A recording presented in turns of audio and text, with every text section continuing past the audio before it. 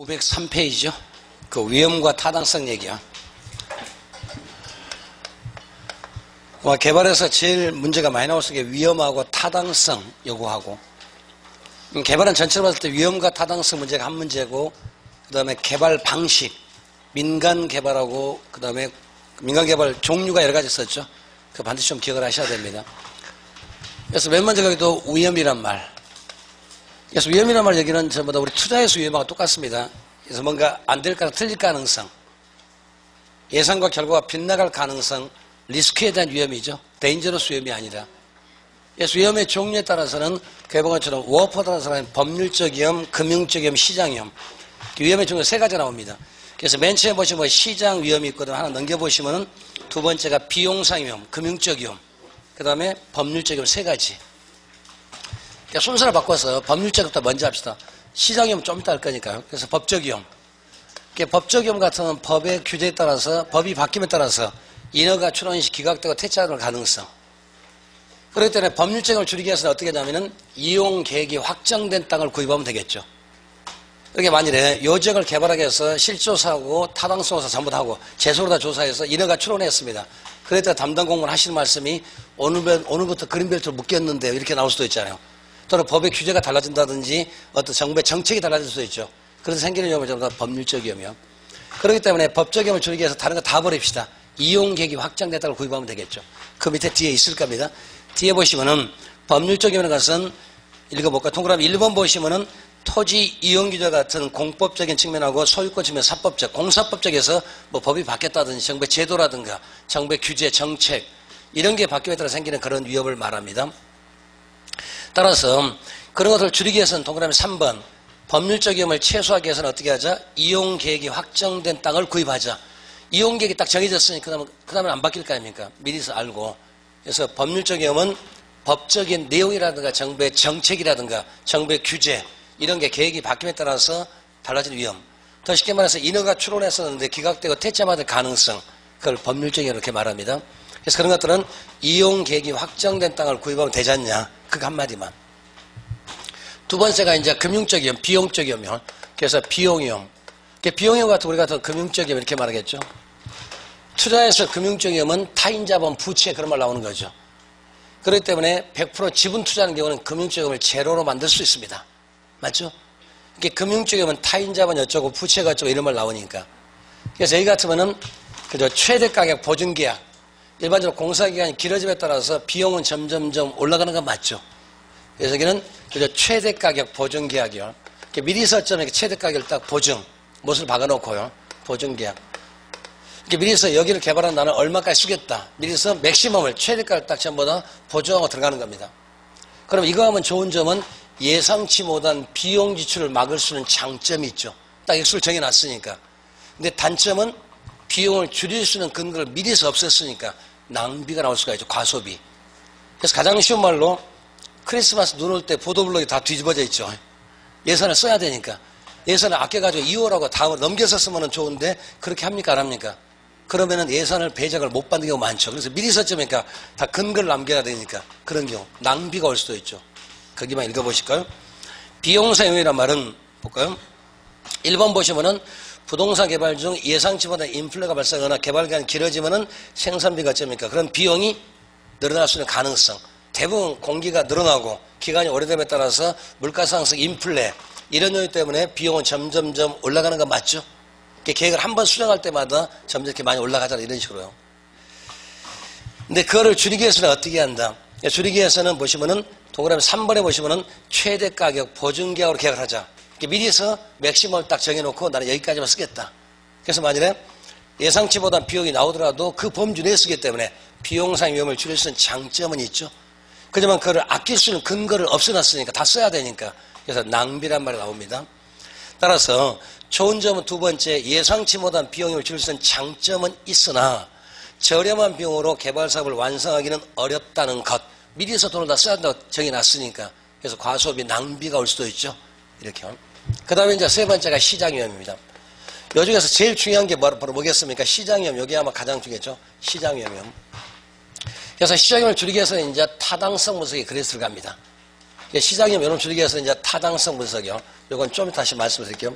그래서 타당성분석 요놈이 이제 들어가야 될 거니까. 결국은 요게 제일 사실 중요한 거 아닌가? 그래서 경기가 안 좋다도 예를 들어서 타당성 한번 앞으로 가볼까요? 보자면은 시장이 바뀌었다든지 체계적 위험, 비체계적, 체계적 위험에 대한 그런 것들. 시장 상황이 죽을 수도 있고 경기가 안 좋을 수도 있으니까 이런 것들. 그래서 거기는 타당성 분석으로 다시 나온다는 얘기는 바로 뒷페이지 연결을 할게요. 그래서 여기 5번에 보시면 타당성 분석. 아마 여기가 조금 더 어렵습니다. 그래서 막 위험의 종류는 법적이다, 비용이다, 시장이다, 우리 금방 해석할 수가 있으니까. 법률상임을 줄이기 위해서는 어떻게 한다? 그죠? 이용 계획이 확정된 걸 구입하자. 그 다음에 비용상임을 줄이기 위해서는 최대 가격 보증계획 체계라고 하자. 그 다음에 시장임을 줄이기 위해서는 타당성 분석. 지금부터 그 얘기를 조금 해보려고요. 이게 1시간 정도 걸립니다.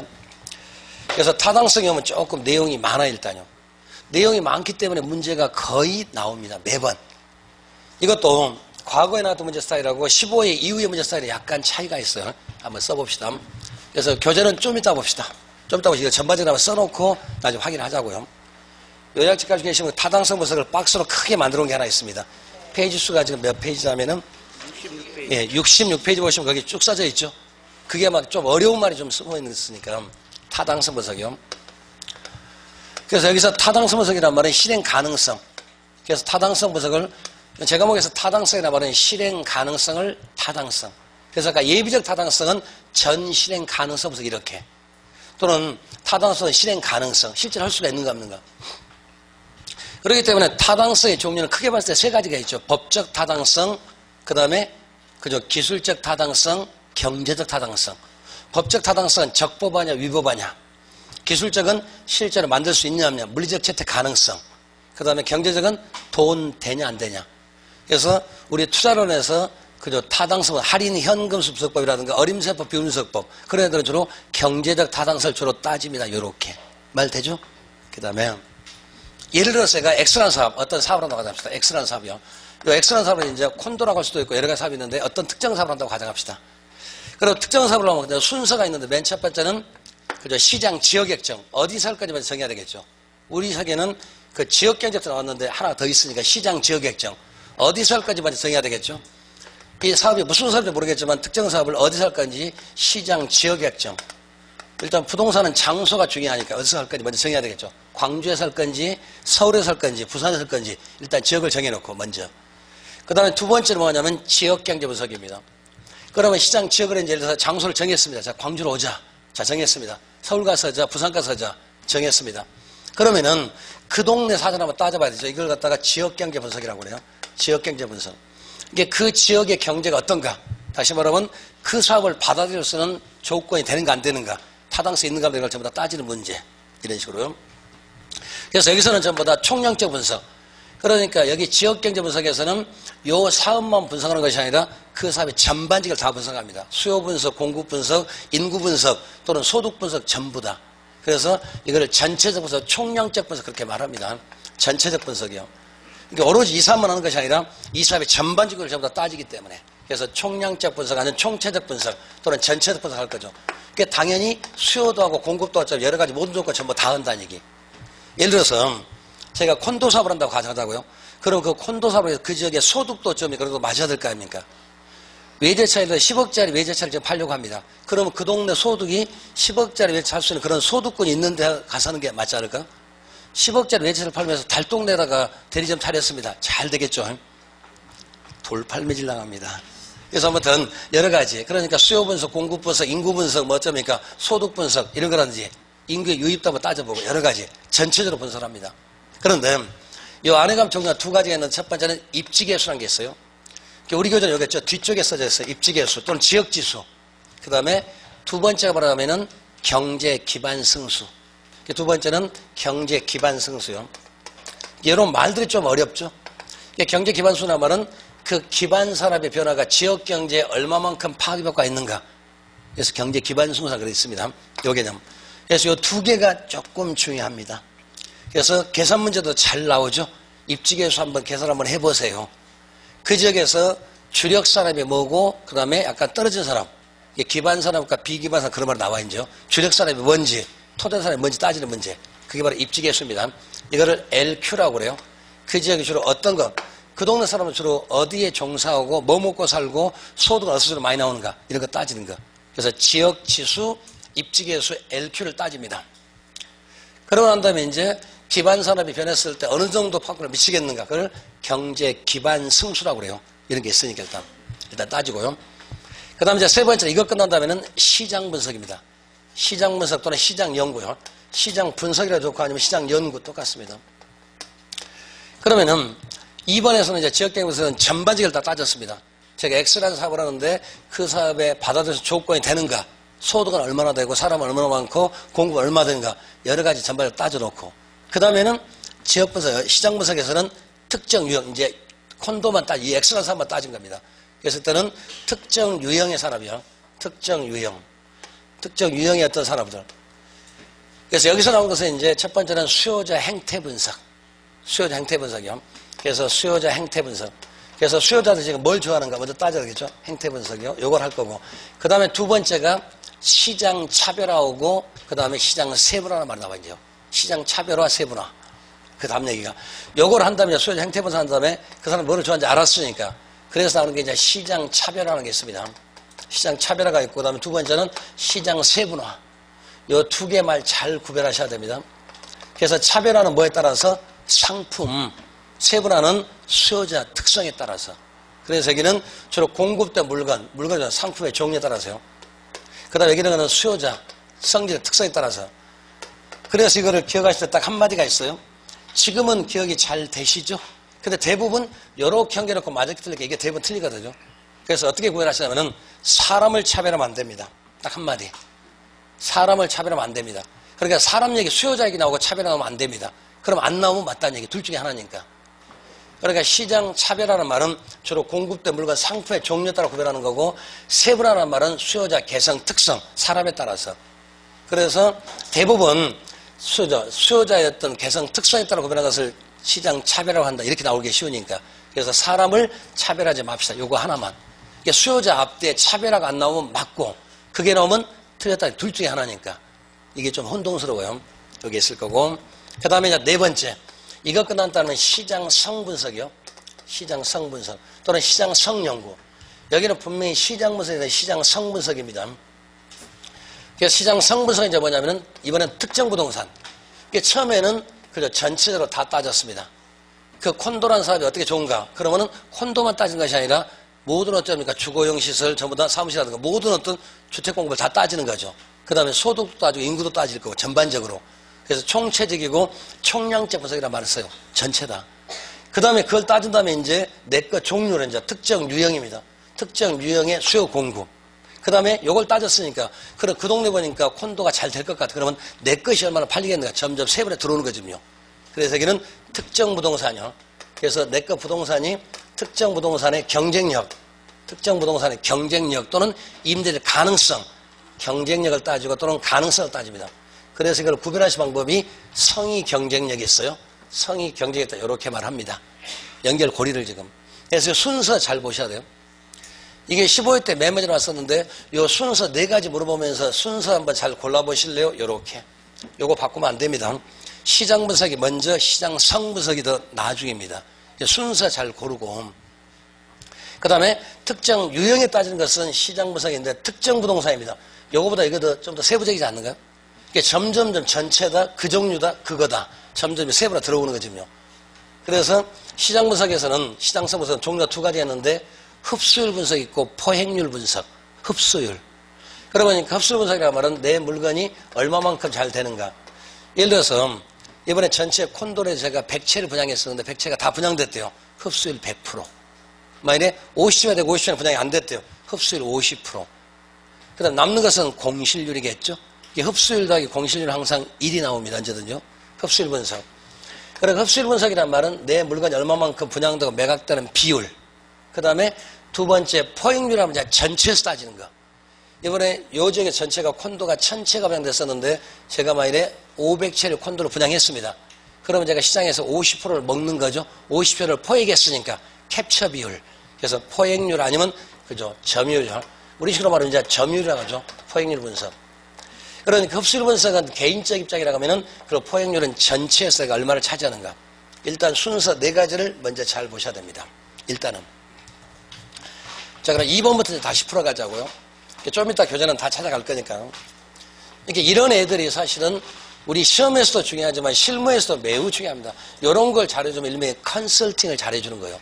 그러면 조금 액수가 크게 떨어져요. 동그라미가 9개가 아니라 10개, 11개씩 붙어가거든요. 11개면 얼마 정도 되죠? 한번 세보세요. 동그라미 11개 붙으면 조금 돈 되거든요. 그래서 맨 여기 지역경제 분석부터요.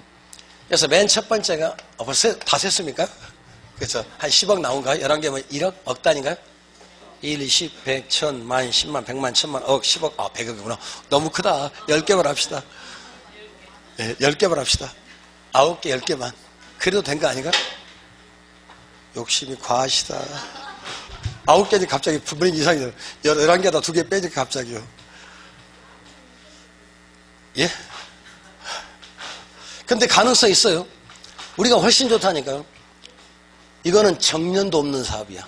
내 능력 내가 이래서 앞으로 100세 시대니까 아직은 절반 더 남으신 거 맞죠? 아니 살아갈 시간이 절반 더 남았잖아요. 아직 저거 좀 오셨잖아요. 24시간 중에서 이제 저거 좀 오지 않았어요? 저는 지금 10시쯤 왔어요. 썩을 놈. 또 합시다. 지금 뭔 말인지 못 알아주셨구만요. 정오 좀 왔다. 오후 2시다, 3시다. 나이에 따라서 구별하는 거. 모르세요?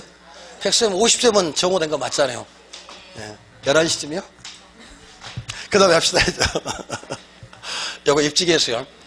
그러니까 LQ란 말은 무슨 말이냐면은 그 지역에서 그 지역 산업이, 그 지역의 특정 그 산업이 전국 전체에서 얼마만큼 차지하는가. 그래서 LQ란 말은 예를 들어서 분모가 전국에 그 다음에 X란 산업. 이거 합시다. X는 이제 자동차로 상관이 없으니까 전국에 자동차 X란 산업에 그 다음에 평균 고용 비율 아니면 소득 비율. X란 산업의 고용 비율. 고용이라는 말 써줄까 아니면 소득을 써줄까요? 소득 비율. 그 다음에 여기는 그럼 뭐겠습니까? 여기는 그 지역의 X란 산업이요. 그 X란 산업의 고용 비율 아니면 또는 소득 비율. 고용도 나도 소득이요. 상관이 없습니다. 요 비율요. 그래서 요 비율이 예를 들어서 1보다 클 수도 있고 작을 수도 있어요. 1보다 크냐에 따라서 1보다 크면은 주력 산업 됩니다. 자, 무슨 말이냐면은 이쪽 얘기는 가장 잘 맞는 게 자동차 산업이 좀 잘 맞아요. 그래서 우리나라 전체 자동차 산업이 예를 들어서 고용률이 소득이 많이 10%라고 합시다. 예를 들어서 우리나라 전체 수많은 산업이 있잖아요. 그러니까 자동차도 있고 예를 들어서 농업 분야도 있을 거고 뭐 예를 들어서 다 여러 가지 분야가 있을 거 아닙니까? 금융업도 있을 거고 여러 가지가 있는데 관광업도 있을 거고 여러 가지 좋은 산업이 있는데 예를 들어서 X를 자동차라고 가정하자고요. 그러니까 전국에 예를 들어서 전국의 모든 산업 중에서 전국의 자동차 고용 비율 전체로 다 고용 비율에서 100이라고 놓고 봤었을 때 농업 분야가 예를 들어서 뭐 10 예를 들어서 그 다음에 산업에서도 자동차 산업이 얼마, 금융업이 얼마, 또 제조업이 얼마 나올 거 아닙니까? 이런 쪽에 했을 때 자동차 업종에도 전국에 한 10% 고용과 소득을 창출한대요. 예를 들어서. 근데 울산 가서 봤더니 울산도 그 지역에 전체 산업이 있을 거 아닙니까? 울산 산업 전체에서도. 그 중에서도 울산에서는 자동차 업종이 한 20% 차지한다고 가정합시다. 예를 들어서. 그러면 다른 지역은 대한민국 전체 평균으로 봐서 자동차는 10% 고용과 소득 비율을 차지하는데 그 지역, 울산 지역은 만약에 소득도 울산 전체 소득 가운데서 20%가 어디서 자동차 업종에 나오고 그 다음에 일자리 전부가 어디서 자동차 업종에 20% 나온다고 가정하자고요. 그러면은 그 지역은 다른 지역보다 그 산업이 조금 더 발달된 산업 맞죠? 그래서 그 지역은 그 산업이 주로 주력 산업이고 근간 산업이고 기초 산업이고 더 쉽게 돈 물어오는 산업 맞죠? 그걸 뭐라고요? 1보다 컸을 때를 이걸 뭐라고 하면 기반 산업이라고 그래요. 기반 산업, 주력 산업, 근간 산업, 토대 산업, 주춧돌 산업. 그게 가장 중심이 되는 산업. 그래서 기반 산업 또는 아니면 기반 활동. 기반 산업 할 수도 있고 아니면 또는 기반 활동 똑같습니다. 기반 산업, 기반 활동. 예를 들어서 전라도 같으면은 전체 농업에 종사하는 인구가 10% 가정합시다. 예를 들어서 우리나라 전체 인구 중에서 농업에 종사하고 농업으로부터 소득이 창출하는데 한 10% 된다고 가정하자고. 전국에서 그 산업이 차지하는 비율이니까. 그러니까 전국에서 그 산업이 차지하는 비율을 나타낸 거니까. 그런데 전라도 와서 봤더니 농업이 전체 전라도 소득 가운데서 50%를 차지한다. 예를 들어서. 그럼 전라도를 그래서 농도란 말을 쓰는 거 맞죠? 전라도 농업이 뭐가 됩니까? 주력 산업이 된다는 얘기. 맞죠? 또 우리 제주도 얘기를 잘 들어요. 지금은 좀 약간 틀렸지만 옛날 같으면은 제주도에서는 전체가 예를 들어서 우리나라 전체 산업 가운데서 관광업이 만일에 한 5% 산다고 가져가다고요. 근데 제주도 가서 봤더니 제주도 전체 인구 중에서 관광업에 30%가 종사를 한대요. 그리고 소득 가운데서 30%가 관광업에 나온다고 가정하자고요. 그럼 그 지역은 관광업으로 주로 밥 먹고 사는 거 맞죠? 그걸 뭐라고요? 기반산업 또는 주력산업 또는 특화된 산업. 요즘은 이제 좀 틀렸지만 옛날 같으면은 거제도, 지금 통영 같은데 옛날엔 좀 잘 됐는데 요즘은 좀 틀릴 수가 있으니까. 그래서 거제도 같은 데는 과거에 뭡니까? 시군구에서 가장 소득 높은 지역이 거제도였습니다. 지금은 아마 아닐 겁니다. 옛날에 거제도가 그 조선업 때문에 굉장히 높았던, 지금도 그런가요? 지금 울산은 약간 높을 거고. 그래서 옛날에 거제도가 굉장히 높은 지역이었으니까 배 만들어가지고. 근데 요즘에 조선업이 잘 나가고 있다고 소문 들으신 거죠? 옛날에 막 3년치, 5년치였습니까? 전부 다 수주 받아놓고. 그러니까 일자리가 너무 많았었고 막 일거를 다 가지고 있었으니까. 그래서 우리나라 한때는 조선업이 잘 나갔었죠. 근데 지금은 대기업이 한 건도 수주를 못 맡았네, 뭐 그런 말 정도 나오죠. 그래서 조선업 전부 다 구조조정 좀 들어간 거 맞죠? 목포의 3호조선도 옛날에 좋았다가 지금 점점점 안 좋은 걸 알고 있으니까 옛날에 좋았다가 맞죠? 이런 식으로. 그러니까 이 말 뜻이 뭐냐면 LQ란 말은 무슨 말이냐면 지역지수란 말은 그 지역이 그 특정 산업이 그 지역에서 어떤 위치를 차지하고 있는가. 그러니까 그 산업이 다른 쪽보다 발달됐으면 속된 말로 돈 물어오는 산업이죠. 그게 특화된 산업. 그러니까 요 LQ의 숫자에 따라서 1보다 크면은 그 지역은 그 산업이 발달된 산업이다. 그 산업에서 주로 어쩌면 돈이 나온다. 그 산업에서 일자리가 나오고 고용이 창출된다. 그 산업이 주로 주력 산업이고 밥 먹게 해주는 산업이다. 그 뜻. 맞죠? 그 다음에 말이래 1보다 작을 때는 뭐라 하겠습니까? 이거는 비기반 산업이고 이때는 그러니까 비기반 활동이고 그러니까 이거는 수출 산업이니까 이거는 수입 산업 될 거 아닙니까? 맞죠? 그러니까 전라도에서 쌀을 수입할까요? 수출할까요? 밖으로 나가는 산업이잖아요. 전라도에서는. 근데 자동차를 봤었더니 전체가 10%는 전라남도는 5%밖에 안 된대요. 그럼 자동차는 전라남도에서는 자동차 밖으로 나가서 돈 버는 것이 아니라 들어오는 산업, 수입 산업 될 거 아닙니까? 약간 떨어진 산업, 낙후된 산업, 처진 산업. 여기까지 오신 거죠? 그래서 여기 LQ의 숫자에 따라서 그 지역의 산업이 어느 정도 발달이 됐다 안 됐다 특화 정도로 알 수가 있다는 얘기. 그 얘기는 저 뒤쪽에 먼저 찾아갈게요. 뒤쪽에 있거든요. 그래서 그게 지금 몇 페이지가 있냐면은 우리 저 뒤쪽에 예. 페이지 수로 따지면은 우리 이제 522페이지. 이쪽 얘기를 먼저 합니다. 순서가. 거기 520페이지 보시면은 입지 계수란 말 나왔네요. 그러면서 보자면은 거기 LQ란 말은 그 분모가 뭡니까? 국가 전체 전 산업에서 X산업의 고용수. 그러니까 분모를 두 개를 줄여가지고 전체 가운데 그 X라는 사람이 차지하는 비율이죠. 전체 고용인구가 예를 들어서 노동인구가 2천만 명이다. 그런데 전국에 X라는 사람, 즉 자동차 산업이 200만이 고용된대. 예를 들어서. 그러면 전체 2천만 가운데 200만이니까 한 10% 고용인구가 자동차에 나온다. 그런 뜻. 그래서 전국의 X란 그 산업의 전체 고용 비율이 얼마냐. 비율 얘기니까. 그러면 이제 분자는 그 지역 가면 되겠죠. 그래서 그 밑에 박스가 지금 나와 있어요. 그래서 그 지역 전체가 얼마인가. 그래서 요거 계산 문제가 종종 나오죠. 이게 종종 나와요. 그래서 연습합시다. 그 밑에 보시면 LQ가 1보다 큰 산업. 그러니까 지역 지수가 1보다 크다는 얘기는 뭐냐면은, 위에 개념부터 읽어봅시다. 개념의 맨 보시면 기반조사를 할 때는 보통 입지계수 사용하는데 입지계수란, 즉 LQ는 어떤 지역의 산업에 대해서 전국의 동일산업에 대해서 상당히 중요도를 측정한다. 따라서 그 지역의 상대적인 특화 정도. 그러니까 LQ가 1보다 크다는 얘기는 그 동네는 다른 지역보다 조금 그 산업이 더 발달됐다는 소리. 그러니까 자동차 업종에 대해서는 울산은 다른 지역보다 좀 자동차 업종이 발달됐다는 소리입니다. 자동차가 특화됐다는 얘기예요. 그럼 자동차 업종에서 일자리가 많이 생기고 자동차 업종으로 더 돈이 많이 나온다 그런 얘기. 그래서 그런 산업을 특화된 산업 또는 기반 산업이라고 그래요. 또는 주력 산업. 더 속되게 말하면 돈 물어오는 산업이요. 돈이 만들어주고 일자리가 만들어주고 소득이 창출되는 그런 주력 산업이 얼마라고요? 그죠? 기반 산업. 1보다 크다는 얘기.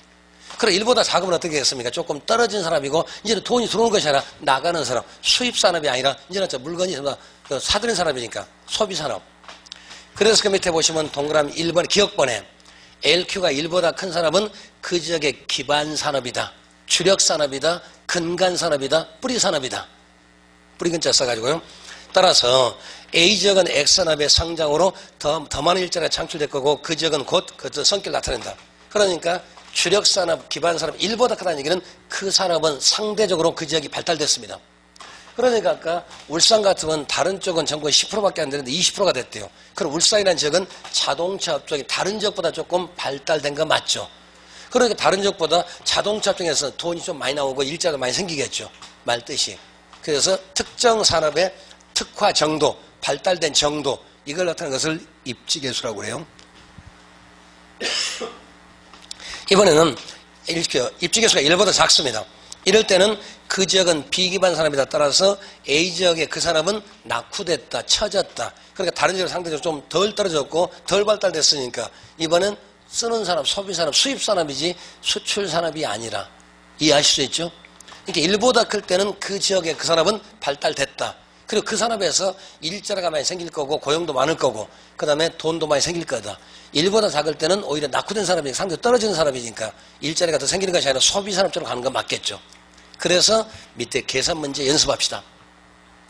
보시면은 예를 들어서 A도시의 제조업 입지계수를 구하세요. 그러면 전국의 제조업의 비율하고 그 지역의 제조업 비율을 따지면 되겠죠. 그러니까 A지역 한번 따져봅시다. A지역의 제조업 지수요. 그러면 이제 전국의 제조업 숫자를 전체 산업의 전국의 제조업이 얼마 찾아가 보자고요. 그러면 전체 보니까 지금 전국은 어차피 전체가 지금 얼마입니까? 10,000명이죠. 근데 그 중에 제조업이 얼마입니까? 지금 제조업이 4,000명. 전국에서만 먼저.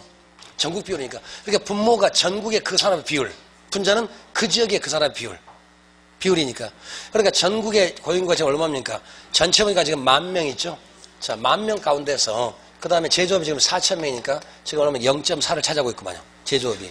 그러면 이제 A지역이니까 A지역의 전체 인구의 제조업 따지면 되니까 A지역 전체는 얼마입니까? A도시는 전체는 1,000명이죠. 그죠? 1,000명 가운데 그 다음에 300명이니까 그러면 전체가 1,000입니다. 그 다음에 300이니까 그럼 이렇게 하실 수도 있고 좀 복잡하니까 그러면 이거는 0.4분의 0.3이죠. 그러고 보니까 일이 못 되니 얼른 보니까 그러면 A지역은 상대적으로 제조업은 조금 떨어진 산업이죠. 전국 비율은 지금 얼마요? 전국 비율에 비해서 0.4인데 0.3밖에 안 되니까 그럼 상대적으로 그 지역은 제조업이 조금 낙후된 산업이죠. 그럼 제조업은 기반 산업이 못 될 것 같아요. 일보다 커야 되니까. 그럼 제조업에서는 일자리가 조금 덜 나올 것 같아요. 제조업에서는 좀 소득이 적을 것 같아요. 상대적으로 다른 지역에 비해서. 이해하시는 거죠? 만일에 A지역의 금융업 따져봅시다. 금융업. 그럼 금융업 따지면 A지역 금융업 따져보자. 그럼 전국의 금융업은 전체가 얼마입니까? 1,000명 가운데서 10,000명 가운데서 금융업이 얼마 정도 삽니까? 5,000명. 절반쯤 되네요. 0.5 정도. 그럼 A지역은 전체 인구가 몇 명입니까? 1,000명에서 500명이니까 이제 1 나오구만요. 그럼 거의 비슷비슷하다는 얘기. 맞죠? 그래서 그 같은 A지역은 전체 인구가 1,000명인데 그중에 500명이 하니까 그럼 여기는 둘 다 0.5니까 이건 1 나오구만요. 이럴 때 똑같다는 얘기. 이런 식으로. 그 다음에 계속 계산해가면 나올 거니까 이제. 그래서 여기 입지계수 계산 방법 조금 연습을 조금 해 두실 필요가 있습니다. 금방 숫자 딱 떨어질 거니까. 이런 문제가 계산 문제가 다 어지러운 건 아니거든요. 다 어지러우면 안 되지. 그러니까 몇 번 연습을 하시면 되니까 일단 좀 하시자고요. 물론 계산 문제 안 풀고 합격 가능합니다. 계산 문제가 많아 10문제거든요. 10문제 버리고 그 다음에 30문제 가운데서 24개 이상 맞으면 되잖아요. 그래도 돼요. 이제 선택하시면 되는데 그런데 10개를 다 쫙 찍기는 너무 요행수 아닌가? 저 같은 거 찍으면 절대 안 맞거든요. 저는 절대 안 고칩니다. 딱 보고 그때가 답이지 고치면 전 틀리죠. 사람 성격은 틀리니까. 저는 고치는 순간 틀린다고 아예 안 고쳐요. 한 번 딱 끝입니다. 딱 봤을 때 첫 번째 첫인상이 제일 중요하니까. 그죠? 첫 번째 딱 생각 그게 중요하다. 저 같으면 저는 그렇습니다. 객관식 문제 보면 항상 고치는 순간 틀리니까 저 고쳐가지고 덕보는 게 거의 없어요. 그래서 거의 안 고칩니다. 딱 봤을 때 이거다 그러면 딱 그래 끝납니다. 2번 이상 보면 의미가 없으니까. 그게 정말 맞더라고요. 저는 그래요. 근데 잘 고쳐서 맞으면 고치셔야 되겠죠. 선택하세요. 근데 대부분 처음 해봤을 때가 답이 거의 맞을 건데요. 2번 보면 이놈저놈 다 보이면 안 돼. 이제 한 놈만 보여야지. 그죠? 그러니까 나중에 중개업 하실 때도 고객한테 선택을 때 2개만 주세요. 3개, 4개 주면 오히려 더 헷갈려서 선택 못 합니다. 하나 주면 약간 좀 그러니까 2개만. 그죠? 선택을 원하는 것을 더 나중에 주세요. 처음에 주지 마시고. 그래 두 번째로 선택을 하니까 사람이 심리가. 사람 약속을 잡을 때 예를 들어서 화요일 날 만나자. 그러면 그리고 월요일 하나 선택할래? 그럼 화요일 날 선택합니다. 대부분. 사람 심리가 그래요. 근데 월화수목에서 하나 선택할래? 그럼 복잡해서 못 합니다. 너무 많이 보여줘도 안 돼. 우리가 원룸 같은 걸 때도 어쩌니까 두 개만 딱 보여줘 비교하는 거지. 세 개 보여주면 어쩌니까 다 마음에 들면 한번 생각 다시 올게요. 그러기가 쉬워. 아니, 사람 심리가. 실제 그렇다니까 해보시면. 중개하실 때도 그게 사람의 심리니까. 같이 할 때는 마주보고 하지 마세요. 옆에 이렇게. 마주보고 오면 대결양상이 돼요. 그리고 마주보고 오면 괜히 어쩌니까 서로 이제 다투는 게 있는데 옆으로 가도 이렇게 공조가 돼요. 그런 심리가 있으니까. 그러니까 광고에서 그러니까 이거 사실 할 때 이렇게 똑바로 가고 이거 사실 이렇게 말하죠. 광고 잘 봐보세요. 직접 딱 앞보고 좀 이거 선택해서 그러면 나한테 하라고 할 것 같아. 그럼 괜히 네가 뭔데? 근데 옆에 보고 얘기하거든. 그러면 나 말고 딴 사람 얘기한 것처럼 보여. 사람 심리가 그래요. 대부분 안 그러던가요? 자세히 봐보시면은 바로 직설적으로 이렇게 말하면 어쩌니까 괜히 어쩌니까 저는 이렇게 좀 그런 느낌이 드니까 옆으로 말하면 어쩌니까 우리 얘기가 딴 얘기하면서 이쪽으로 가는 거예요. 사실은요. 그런 거 있습니다. 물론 그게 원리니까 그런 것도 잘 이용하시면 좋을 것 같아요. 그거를 지금 배우시는 거 사실은요. 시험은 당연히 합격할 거니까. 아니에요? 해야죠가 아니라 합니다.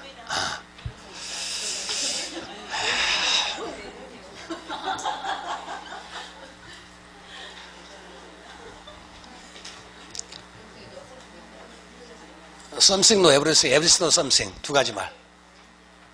이게 something, no everything, everything, no something이요. 그 두 가지 말 정말 좋아하는 말이니까. 초기는 어떤 것은, 초기는 전문가. Something, no everything. 처음에는 어떤 것을 정확히 알고, 그렇게 깊게 하라는 소리죠. 그 다음 좀 가면 everything, no something. 모든 것을 조금씩 이제 전문가 되는 거죠. 끝까지 얘기할게요. 네, 나중에 또 그 말씀 드릴게요. 시간만 있으면 정말 좋은데, 여기까지만. 그래서 오른쪽. 자, 내용 봅시다. 입지개수를 통해서 뭘 한다? 그 지역이 어떤 사람이 밥 먹게 사는 사람이다. 우리 식으로 하자면. 그러니까 일보다 더 클 때는 그 지역은 그 사람이 주로 일자리가 나오고요. 거기서 어쩌니까 돈 나오고요. 그 사람이 그 동네 먹여 살린대요. 쉽게 말하자면. 그래서 LQ에 따라서 그 지역의 특정 산업의 발달 정도, 특화 정도를 알 수가 있다. 두 번째. 입지개수는 특정 지역의 수출 부분이 산업분야 어느 정도 차지하고 있는 걸 알 수가 있다. 그러니까 입지개수가 예를 들어서 그거는 아까 기반 산업은 제가 수출 산업, 돈 물어오는 산업 그만큼. 그러니까 딱 한마디로 LQ가 1보다 크다. 그 동네는 그 사람이 주로 밥 먹고 살더라. 그 사람이 주로 일자리가 나오더라. 주력 산업이라 근간 산업. 말 되죠? 일단. 그 다음에 세 번째. 그 다음에 수능이 약화되면 내수문 구성이 따는 거고, 그 다음에 여기까지 읽어보시고, 그 다음에 이제 경제 기반수 두 번째. 이걸 약간 이제 말을 바꿔야 될 것 같아요. 두 번째는 이렇게요. 예를 들어서 울산 따집시다. 울산 예를 들어서 전체가 지금 10%인데 20% 왔다 가져가자고요. 그러면은 전체 총고용이요. 전체 고용 숫자 있다고 가져갑시다. 총고용은 어떻게 생각하면은 기반 고용하고 비기반 고용. 크게 봤었을 때. 그래서 여기는 기반 고용이요. 약간의 이제 덧셈 뺄셈 이제 들어가거든요. 기반 고용에다가 비기반 고용. 그래서 말만 좀 이해하시면 돼요. 이놈에다 이제 비기반 고용. 이렇게 딱 합시다. 또는 아니면 여기 대신에 소득은, 전체 총소득은 기반소득, 비기반소득 일단. 예를 들어서. 그러면은, 예를 들어서, 울산의 전체 총고용이 1000명 있다고 가정합시다. 예를 들어서요. 그 다음에, 자, 20%입니다. 여기가 11대 20이었어. 울산 아까 20%였었으니까. 그러면 기반 고용이 한 200점 될 거고, 비기반이 한 800점 되겠네요. 일단 여기까지 오신 거죠? 그 다음에 만일에 양배를 전부 다 총고용 한번 나눠볼까요? 여기도 총고용 나누고 그러면 이제 나눠보면은 여기도 총고용 한번 써봅시다. 여기도 총고용이요. 그 다음에 여기도 이렇게 총고용이요. 그러면 또는 이제 만약 소득은 다음 총소득 쓰면 상관이 없을 거고. 자, 무슨 말이냐면은 양변에 동일한 수로 곱하고 나누고 더하고 빼도 안 변하는 거 맞죠? 그러면 이걸 간추리면 어떻게 되겠으면 이거는 1 되겠죠? 1. 그 다음에 1은 그러면 전체적에서 기반이 찾아온 거니까 이게 기반 고용 비율이죠. 또는 기반 소득 비율, 기반 비율. 그래서 기반 비율이라고 할게요. 기반 비율. 물론 여기가 이제 기반 고용 비율, 소득 상관이 없으니까. 그 다음에 여기는 그러면 비기반 비율 되는 거 맞죠? 여기까지 오신 거죠? 비기반 비율요. 약간의 지금 이제 무슨 말을 지금 만들려고 제리 됐습니다. 그러면은 구조자면 여기가 1000명 가운데요. 그 다음에 이렇게 됐었으니까. 여기도 1000명 똑같을 거고, 숫자 써놓읍시다. 그런데, 이번에 울산에서 자동차가 너무 수출이 잘 돼. 그러면은, 기반 고용이 분명히 늘까요? 이거 분명히 늘어날 거 아닙니까? 즉 자동차 업체 수익 너무 잘 돼가 현대가 막 예를 들어 자동차를 그야말로 삼겨들었는데 한 번도 가동이 안 쉬고 계속해서 막 만들어낸대요. 그래서 만일에 여기가 한 250점, 다시 말해서 50만큼 어찌합니까? 지금 고용이 늘었다고 가정합시다. 예를 들어서. 그러면은 여기 50만큼은 이것도 늘까 안 늘까? 분명히 늘거든요. 다시 말하면 즉 여기가 50 늘었을 때 여기를 얼마, 여기도 분명히 늘 겁니다. 만약 여기가 한 500, 1000에서 예를 들어서 1500 됐다고 가정합시다. 그러면 지금 얼마만큼 500만큼 는 거 아닙니까? 이상하다. 여기는 50밖에 안 늘었는데 여기는 왜 500씩이나 늘까요? 분명히 뭔가 이유가 있을 거 아니에요. 좀 이따 말씀드릴 거니까. 그렇다면은 여기 같으면요. 예를 들어서 1000에서 여기가 1500 됐으니까. 자, 여기 1500 됐습니다. 그럼 여기는 800에서 얼마 돼야 될까요? 800에서 얼마 늘까요?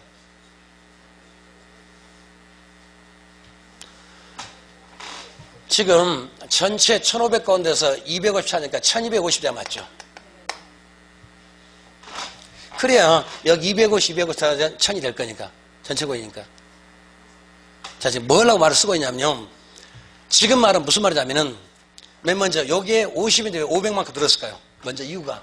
왜 그랬을까요? 특정 기반 사람이 지금 50만큼 일자리가 생겼습니다. 그러면 전체는 왜 500만큼 들었을까요? 그러면 단적으로 기반 산업에서 50만큼 일자리가 생겼습니다. 예를 들어서. 그러면 전체 일자리는 50보다 더 커질까요? 작아질까요? 반드시 커집니다. 자, 무슨 말이냐면은 일명 파급 효과 때문에 그래요. 자, 무슨 말이냐면은 X라는 사람, 이걸 자동차 산업이라고 합시다. 이게 너무 잘 됩니다. 그리고 X라는 사람이 잘 되기 때문에 X의 고용이 어쩌니까 고용률, 고용 숫자 올라가는 거 아닐까? 고용. 그리고 일자리가 어쩌니까 많이 생기지 않을까요? 자동차 수율이 잘 되니까 부품업체 많이 생길까 안 생길까요? 생길 거 아니요. 그러면 그 사람들의 고용이 많아지면 그 다음에는 X라는 사람이 어쩌니까 소득 어쩌면 올라가는 거 아닐까? 일자리 많이 생겼으니까 그만큼 잔업도 많이 오고 막 일을 특근도 많이 해야 되니까 그럼 봉급이 많아지겠죠. 그래서 사람 소득 많아지면 그 다음에 어떻게 하죠? 전부 다 저축하죠. 그만큼 또 쓸 거 아닙니까? 뭔지 모르는데 A라는 사람이 어쩌니까 A라는 사람이 어쩌면 소비를 한다고 가정합시다. 소비가 늘어날 겁니다. 예를 들어서 돈 잘 버니까 회식을 많이 한대요. 예를 들어서. 그러면 A라는 소비를 많이 하면 그 다음에 A라는 사람은 어쩌니까 예를 들어서 외식산업이래요. 이게 발달되지 않을까요? 그럼 그게 발달되면 A 산업의 고용 어쩌니까 잘 되지 않을까? 울산의 자동차 업체 너무 활발해. 수출이 잘 돼. 그러니까 돈이 좀 보너스도 많이 나와. 그럼 그만큼 더 소비를 많이 하지 않을까? 소비를 많이 하는데 예를 들어서 외식산업, 갈비집에 회식을 많이 더 가져가자고요. 그전에는 자동차 수리 안 돼서 보너스 못 받았는데 이번 달부터 막 정 받는데 계속해서. 그럼 울산의 자동차 업종에 종사한 사람들이 예를 들고 회식도 더 많이 할 거고 어디 어째 먹을 것도 좋은 거 살 거고 그러지 않을까요? 논리 맞잖아요. 그러면은 그 사람의 고용, 그러면 그 사람이 소비가 잘 되니까 그럼 갈비집이 더 생길까 안 생길까요? 장사 잘 되니까 그러면 일자리 만들어질 거 아닙니까? 또 그 사람 갈비집하면서 또 A라는 소득이 높아질까요? 소비가 잘 되니까 그러면 그 사람은 또 갈비집에서 돈 많이 벌었습니다. 또 저축 다 하죠. 어딘가 말까 아닙니까? 이번엔 B라는 사람이 소비를 할까 안 할까요? 그동안 애들 학원 보내고 싶었는데 못 보냈었는데 그죠? 소득이 많아지니까 이제 돈 많이 벌었으니까 애들이 이제 학원 보내야 되겠죠. 학원 보냈다 가져가자고요. 그럼 학원 보내면 또 어쩌니까 B라는 사람도 어떻게 됩니까? 사람이 좋아질 거니까. 그러면 학원에 있는 사람 어쩌니까 고용이 점점 많아질 거니까 점점 이렇게 여기도 똑같이 B 여차 소득이 높아질 거고 그러면 또 C였을까요? 어딘지 모르겠지만 지금 무슨 말이냐면은 요거 하나로 끝나는 것이 계속해서 좀 파급 효과가 생겨 이렇게. 그런 만일에 Z까지 갔습니다. 예를 들어서. 그러기 때문에 어쩌니까 하나의 어떤 기관선을 살려놓으면 그의 파급 효과가 점점 커진다는 얘기인데요. 그러면 여기도 전부 다 이렇게 갈 거 아닙니까? 이런 식으로. 그러면 계속해서 이제 많아지면 어쩌겠어요? 여기도 Z고. 점점 여기는 또 이제 Z4까지요. 그럼 많아질 거니까. 그럼 처음에 여기서 고용이 얼마 생겨서 50만큼 늘었는데 요거는 그 점점 다 늘었으니까 요거 싹 다 더하면 얼마 될까요? 50보다 커질까요? 작을까요? 일명 파급 효과 때문에. 그래서 여기는 지금 200에서 250, 50밖에 안 늘었는데 여기는 그저 500이 늘 수도 있는 거죠. 맞죠? 그렇기 때문에 요 말 때문에 소비가 미덕이라는 말이 그래서 나오죠. 저축은 역설입니다. 이 사람들이 돈 많이 벌고 소비 하나도 이해 안 했습니다. 그러면 다 없어지잖아요. 여기 썼기 때문에 그 다음에 요거 나오고 요 사람 또 쓰니까 계속 나오는 거죠. 그러니까 저축이 결코 좋은 것만 아닐 수도 있죠. 그래서 경제가 안 좋을 때는 뭐라고 하죠? 제발 돈 좀 써라. 소비. 그래서 부자들한테 뭐라 합니까? 제발 돈 좀 써. 지갑을 열게 만들게 만드는 거죠. 소비가 되어야만 돈이 돌아가니까. 맞죠? 이게 이 말 뜻이에요. 그래서 지금 무슨 말을 길게 하냐면은 특정 지역에서 기반 산업이 발달이 되면 될수록 즉 특정 지역의 기반 고용, 기반 산업이 활발하게 되면될수록 그 지역의 기반 산업 비율은 높아진다, 낮아진다. 그죠? 낮아진다. 그 말 지금 하려고 그래요. 요지가 거기 있으니까. 오, 이상하다. 지금 반대로 생각하시는 분 많이 계시죠? 맞아요. 그러니까 처음에는 1000분의 200이었으니까 20% 맞죠? 그 다음에는 1500분의 250이니까 이제는 6분의 1입니다. 다시 말하면 파급 효과 때문에. 그래서 이걸 지문으로 내는 거죠. 특정 지역의 기반 산업이 발달이 되면 될수록 기반 산업이 차지하는 비율, 기반 산업 고용 비율, 그 다음에 소득 비율은 높아지 낮아진다? 낮아집니다. 그만큼 여기서는 일자리가 50개 생겼는데 여기는 어쩌니까 500개 생겼으니까 1000분의 200은 20% 맞죠? 근데 1500분의 250은 20% 아니죠? 6분의 1이니까. 지금 말 이해하셨어요? 이게 지금 포인트예요. 그러니까 우리가 얼른 상식 생각하면은 특정 지역의 기반 산업이 발달되면, 호황되면 그 산업비율은 높아진다. 그러기 쉽지 않는가요? 우리 상식으로는.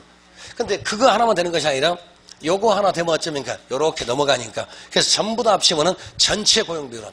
그렇기 때문에 무슨 대를 유치하면 항상 뭐가 나옵니까? 예를 들어서 광주 유대를 유치하면은 일자리가 몇 개 생겨요? 소득이 얼마 생겨요? 바로 이쪽 얘기입니다. 평창올림픽 개최로 딱 확정되니 그다음부터 뭐 나옵니까? 경제 유발 효과가 얼마다, 사람이 몇 프로 늘어난다, 고용이 몇 개 생긴다. 그게 또 이쪽 얘기 아닌가? 말뜻이. 지금 말 이해하셨어요? 특정 지역이 기반 산업이 발달되면 될 소황이 될수록 이 비율은 낮아집니다. 이해하셨는가요? 1000분의 200은 20% 맞죠? 그런데 1500분의 250은 20% 아니죠? 파급 효과 때문에. 지금 이거 말하는 숫자 쓰고 있는 거예요. 이거 잘못하면 속습니다. 특정 지역의 기반 산업이 호황이 되면 될수록 그 지역의 그 산업의 비율, 그 지역 그 산업의 소득 비율, 고용 비율은 오히려 떨어집니다. 그래서 요게 떨어지면 반드시 요거는 올라가야 정상이죠. 그래야 일 될 거니까. 그죠? 그 말은 자, 끝까지 오셨습니다. 그러면은 예를 들어 기반 산업 비율이 높아야 그 지역에 잘 사는 동네니까, 낮아야 잘 사는 동네니까 낮아야 잘 삽니다. 그래서 대도시는 이 비율이 낮습니다. 중소는 굉장히 높아요. 그러니까 서울 같은 데는 그죠? 서울의 강남 3구 부자 동네 맞죠? 거기는 굴뚝 하나도 없어. 전부 다 먹고 마시고 떠들고 노는 것밖에 없어. 그러니까 서울에 25개 구가 있는데 그 중에서도 부자 동네일수록 그죠? 소비 산업이 발달돼요. 술집만 많아. 그죠? 외가 그 다음에 못 사는 동네일수록 굴뚝이 많아. 원리가. 그래서 대도시로 갈수록 기반 산업 비율은 떨어지고 요게 높습니다. 잘 사는 동네일수록 기반 산업 비율이 낮아지고 비기반 산업 비율이 높아집니다. 그러니까 소득이 높은 지역일수록 비기반 산업 비율이 굉장히 높습니다. 기반 산업 비율보다는. 여기까지 오셨는가요? 지금 말을 이해하셔야 돼요. 이거 외우는 거 아니기 때문에. 그러니까 요 수치 쓴 이유가 바로 요렇게 말을 끌어내는 거니까 지금요. 그래서 요거는 금방 아셨을 거고, LQ에 따라서 1보다 크면 발달된 산업, 작으면 떨어진 산업. 그래서 LQ의 지수에 따라서 그 지역의 산업이 어떤 산업이 주력 산업이다 발달됐다 알 수 있는 거. 첫 번째. 그 다음에 이제 요걸 요렇게 수치를 만들어 놓은 거예요. 그래서 특정 지역의 기반 산업이 호황이 되고 발달되면 될수록 기반 산업 비율은, 기반 소득 비율은, 기반 고용 비율은 오히려 떨어집니다. 낙후됩니다. 왜? 파급 효과 때문에. 맞죠? 우리가 잘못 생각하면 거꾸로 가기 쉬우니까 주의하시라는 얘기. 됐죠? 그 다음에 거기까지 오셨으면 잘 사는 동네일수록 기반 비율이 낮아집니다. 못 사는 동네일수록 기반 비율이 높습니다. 그러니까 대도시는 일반적으로 기반 비율이 좀 낮아요. 서울의 주력 산업이 뭡니까? 없습니다. 주로 소비산업밖에 없어. 대부분. 서울에서 잘 사는 동네일수록 여기에 굉장히 낮고 대부분 여기가 대부분. 그죠? 그러니까 잘 사는 동네에서 가장 유흥가가 좀 활발한 거 맞죠? 먹고 마시고 떠들고 놀기 좋은 거. 그래서 굴뚝산업이 거의 없다니까. 뭔가 만드는 것이 아니라 소비산업. 그게 비기반 산업이요. 여기까지 오신 거죠?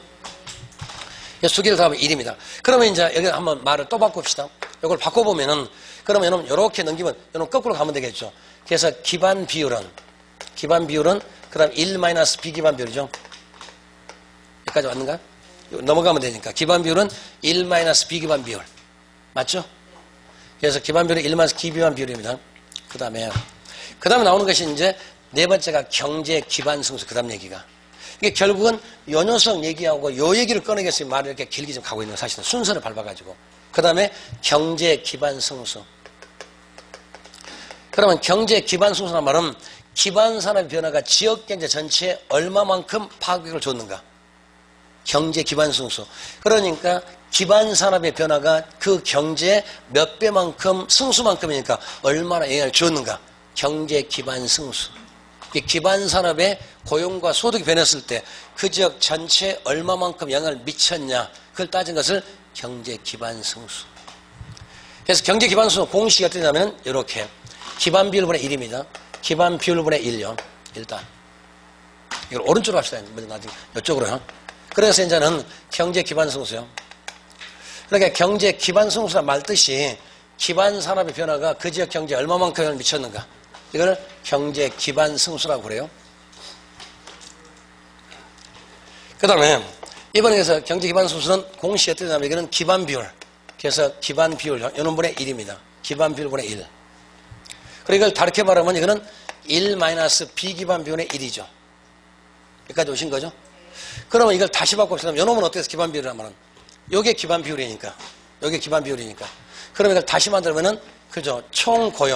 총고용분의 기반 고용 여기는 기반 고용이요. 그 다음에 1이니까 그리고 1분의 1이니까 그러면 요렇게 하는 거 맞죠? 그러면 결국은 경제에서는 기반 고용분의 총고용이죠. 결국 순서는. 그래서 이게 분모가 기반 고용의 변화, 기반 고용. 그 다음에 총고용.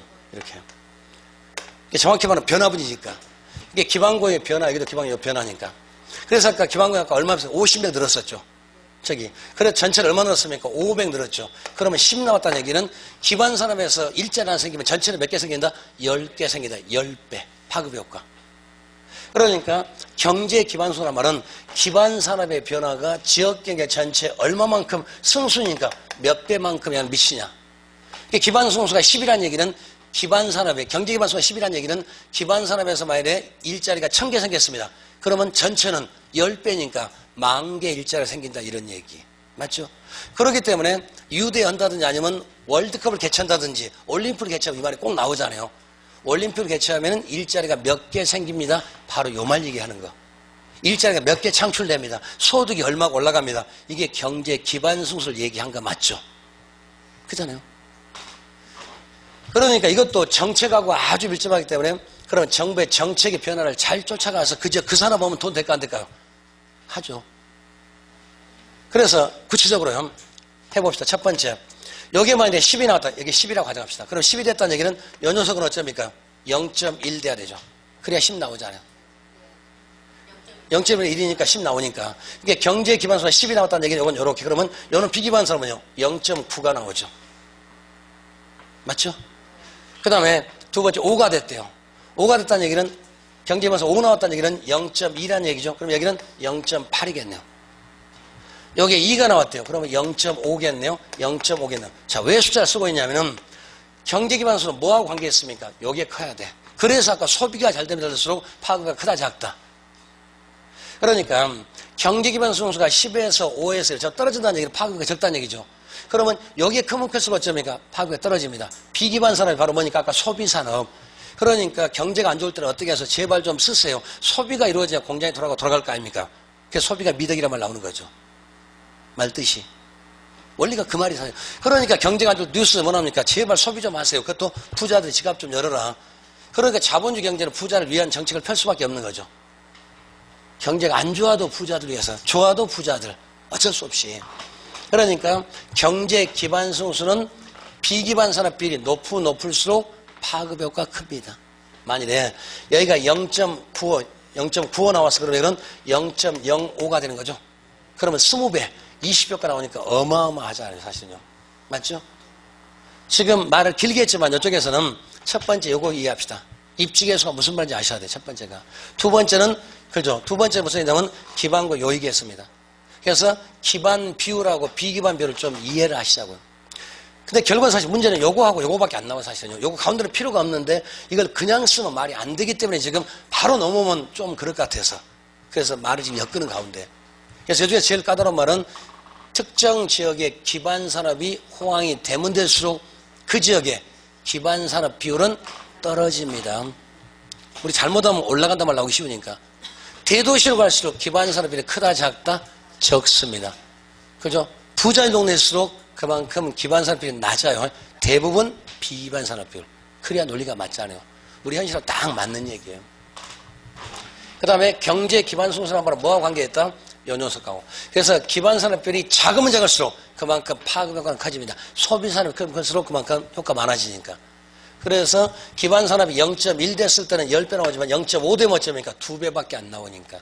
그렇기 때문에 결국 어쩌니까 비기반 산업 발달될수록 경제 기반 승수는 파급 효과는 크다는 얘기. 그죠? 그래서 소비가 미덕이라는 말 나올 수가 있잖아요. 여기까지 이해하신 거죠? 자, 그 얘기가 어디 갔냐면 그 바로 밑에 경제 기반 승수. 요 말을 처음 읽어보시면 이해가 잘 되게 써져 있죠? 아마 읽어보시면 조금 그러실 거예요. 뭔 소리인지. 자존심 상이 분명히 한글인데 다 써져 있어요.